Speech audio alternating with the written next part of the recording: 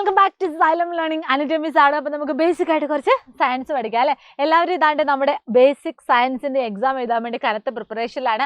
Maximum questions ഒക്കെയാണ് നിങ്ങളിപ്പോൾ check ചെയ്യുന്നതെന്ന് മിസ്സിന് അറിയാം. അപ്പോൾ അതുകൊണ്ട് തന്നെ വളരെ ഇമ്പോർട്ടൻ്റ് ആയ കുറച്ച് ചോദ്യങ്ങൾ പറഞ്ഞു തരാനാണ് ഇന്ന് മിസ് വന്നിരിക്കുന്നത് കേട്ടോ. അപ്പോൾ ഒട്ടും സ്കിപ്പ് ചെയ്യാതെ മക്കൾ എന്ത് ചെയ്യുക, ഈ ഒരു ക്ലാസ് മുഴുവനായിട്ട് കാണാൻ വേണ്ടി ശ്രമിക്കുക. അപ്പോൾ ഇത് ഇഷ്ടപ്പെട്ടാൽ നിങ്ങൾ മാക്സിമം ഷെയർ ചെയ്യുക. ഒന്നാമത്തെ ചോദ്യം ഇതാണ്: listed above are observation bridge and experiment conducted in our class and identify the sample 1 and 2. അതായത് ക്ലാസ്സിൽ നടത്തിയ പരീക്ഷണത്തിന്റെ നിരീക്ഷണ ഫലങ്ങളാണ് പട്ടികപ്പെടുത്തിയിട്ടുള്ളത്. സാമ്പിൾ 1ഉം സാമ്പിൾ 2 എന്നിവ ഏത് സ്വഭാവമുള്ളവയാണ് എന്ന് കണ്ടെത്തുക. അതിന് കൂടെ തന്നെ ഒരു സബ് ക്വസ്റ്റ്യൻ ഉണ്ട്. അതായത് ഈ പരീക്ഷണത്തിൽ പ്രയോജനപ്പെടുത്താവുന്ന മറ്റു 2 പ്രകൃതിദത്ത സൂചകങ്ങളുടെ പേരെഴുതുക. അതായത് name 2 other natural indicators that can be used in this experiment. അപ്പോൾ നമുക്ക് എന്ത് ചെയ്യണം? യെസ്, നമ്മൾ ഈ കുറച്ച് കാര്യങ്ങളൊക്കെ ഓൾറെഡി നമ്മൾ ആസിഡ്സ് ആൻഡ് ബേസിനെ പറ്റിയുള്ള ചാപ്റ്ററിൽ നമ്മൾ പഠിച്ചിട്ടുണ്ട്. അപ്പോൾ ആസിഡിന്റെ കുറച്ച് പ്രത്യേകത, അതുപോലെ തന്നെ ബേസിന്റെ കുറച്ച് പ്രത്യേകത, അതിന് കളർ ചേഞ്ച് ഒക്കെ എങ്ങനെയാണ് എന്ന് നമുക്ക് ഒരു ബെറ്റർ ആയിട്ടൊരു ഐഡിയ വേണം. അപ്പോൾ നമുക്ക് അറിയുന്ന കാര്യങ്ങളൊക്കെ നമുക്കൊന്ന് ഏറ്റവും ആദ്യം എഴുതാം. ആദ്യം നമുക്ക് ആസിഡിനെ പറ്റി അറിയുന്ന കാര്യങ്ങളൊക്കെ എഴുതാം. ആസിഡിന്റെ പ്രത്യേകത എന്താണ്? നമുക്കറിയാം, ലിറ്റ്മസ് പേപ്പർ എന്ന് പറയുന്നത് ബ്ലൂ കളർ ഉണ്ടാവും, അതുപോലെ തന്നെ റെഡ് കളർ ഉണ്ടാവും. അതിൽ ഏത് കളർ ലിറ്റ്മസ് പേപ്പർ നമ്മൾ യൂസ് ചെയ്താലും, നമ്മൾ യൂസ് ചെയ്യുന്നത് ആസിഡ് ആണെങ്കിൽ ആ ഒരു കളർ എന്ന് പറയുന്നത് എന്തായിട്ട് ചേഞ്ച് ചെയ്യുന്നുണ്ട്? റെഡ് കളറായിട്ട് ചേഞ്ച് ചെയ്യുന്നുണ്ട്. അതുപോലെ തന്നെ നമ്മുടെ മീത്തൈൽ ഓറഞ്ച്, ഫിനോഫ്തലിൻ, ഇതൊക്കെ നിങ്ങൾക്ക് പരിചിതമാണ്. മീത്തൈൽ ഓറഞ്ചിൽ നമ്മുടെ ആസിഡിന്റെ കളർ എന്തായിട്ടാണ് മാറുന്നത്? യെസ്, ഏകദേശം ഒരു പിങ്ക് കളറായിട്ടാണ് മാറുന്നത്. ഇനി ഫിനോഫ്തലിൻ ആണെങ്കിലോ അതിന് കളർ ചേഞ്ച് ഒന്നുമില്ല, അതായത് നോ കളർ ചേഞ്ച്. ഓക്കെ, അതിന് കളർ ചേഞ്ച് ഇല്ല എന്ന് ഉദ്ദേശിക്കുന്നത് ഇവിടെ ഫിനോഫ്തലിന് ആ ഒരു കളർ ഇല്ലാത്ത ഒരു രീതിയാണ് നമുക്ക് അവിടെ കാണാൻ വേണ്ടി പറ്റുന്നത്. ഓക്കെ, നോ കളറാണ് ശരിക്കും അവിടുത്തെ ഒരു കളർ എന്ന് പറയുന്നത്. യെസ്. ഇനി അടുത്തത് എന്താണ്? ബേസിൻ്റെ കാര്യം നമുക്ക് നോക്കാം. ബേസിൻ്റെ കേസിൽ നമ്മൾ എടുക്കുമ്പോൾ നമ്മൾ ഏത് ലിറ്റ്മസ് പേപ്പർ യൂസ് ചെയ്താലും ആ ഒരു ലിറ്റ്മസ് പേപ്പർ എന്ന് പറയുന്നത് ഏത് കളറായിട്ട് മാറുന്നുണ്ട്? ബ്ലൂ കളറായിട്ട് നമുക്ക് മാറുന്നത് കാണാൻ വേണ്ടി പറ്റും. അതുപോലെ തന്നെ മീത്തൈൽ ഓറഞ്ച് ആണ് നമ്മൾ യൂസ് ചെയ്യുന്നതെങ്കിൽ അത് ഏത് കളറായിട്ട് മാറുന്നുണ്ട്? യെല്ലോ കളറായിട്ട് മാറുന്നുണ്ട്. ഇനി ഫിനോഫ്തലിൻ ആണ് യൂസ് ചെയ്യുന്നതെങ്കിൽ അതൊരു പിങ്ക് കളറായിട്ട് മാറുന്നതായിട്ട് നമുക്ക് കാണാൻ വേണ്ടി പറ്റും. അപ്പോൾ ആസിഡിനെയും ബേസിനെയും പറ്റിയുള്ള ഏകദേശം ഒരു കളർ ചേഞ്ച് ആണ് ഇവിടെ നമ്മൾ പറയുന്നത്. ഇനി അതിൻ്റെ ബേസിൽ നമുക്ക് എന്തറിയണം?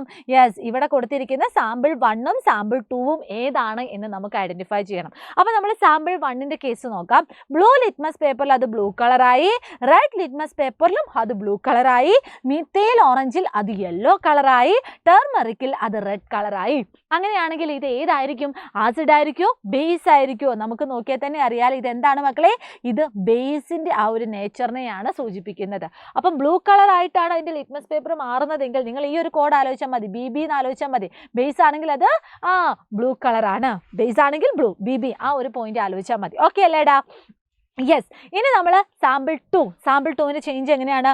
ബ്ലൂ ലിറ്റ്മസ് പേപ്പറിൽ റെഡ് കളർ ആവുന്നു, റെഡ് ലിറ്റ്മസ് പേപ്പറിലും അതിൻ്റെ കളർ റെഡ് തന്നെയാണ്, മീത്തൈൽ ഓറഞ്ചിൽ അതിൻ്റെ കളർ എന്താണ്?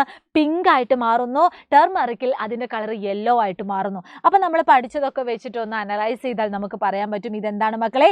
ആസിഡ് ആണ് എന്ന് നമുക്ക് പറയാൻ വേണ്ടി പറ്റും. അപ്പോൾ സാമ്പിൾ 1ഉം സാമ്പിൾ 2ഉം നമ്മൾ ഐഡന്റിഫൈ ചെയ്തു.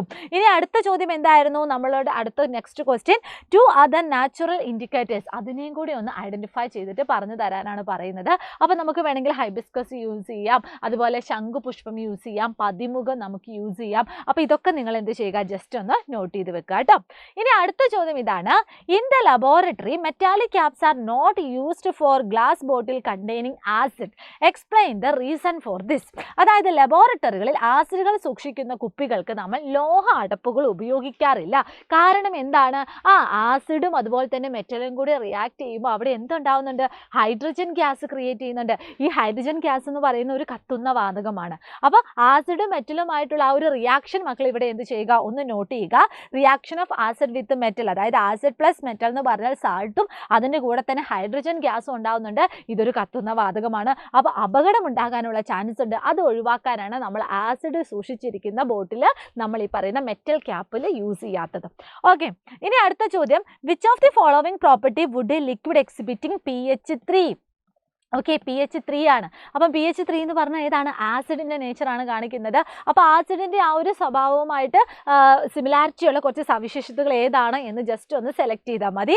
ഓപ്ഷൻസ് എന്തൊക്കെയാണ്? വിൽ ഹാവ് സോർ ടേസ്റ്റ്, അതായത് പുളിരുചിയുണ്ട്. വിൽ ഹാസ് ആൽക്കലൈൻ ടേസ്റ്റ്, അതായത് കാരരുചിയുണ്ട്. Will react with metal to produce hydrogen, മെറ്റലുമായിട്ട് റിയാക്ട് ചെയ്ത് ഹൈഡ്രജൻ പ്രൊഡ്യൂസ് ചെയ്യുന്നുണ്ട്. Will turn blue litmus to red, അതായത് ബ്ലൂ ലിറ്റ്മസ് പേപ്പറിനെ റെഡ് ആക്കി മാറ്റുന്നുണ്ട്. Turn red litmus to blue, അതായത് റെഡ് ലിറ്റ്മസിനെ ബ്ലൂ ആക്കി മാറ്റുന്നുണ്ട്. അപ്പോൾ ഇതിൽ ഏതാണ് pH 3യുമായിട്ട് മാച്ച് ആവുന്നതെന്ന് ഒന്ന് പറഞ്ഞാൽ മതി. അപ്പോൾ നോക്കാം, പുളിരുചി ഉണ്ടായിരിക്കും, ശരിയാണല്ലേ, ആസിഡിൻ്റെ ഒരു പ്രത്യേകതയാണ്.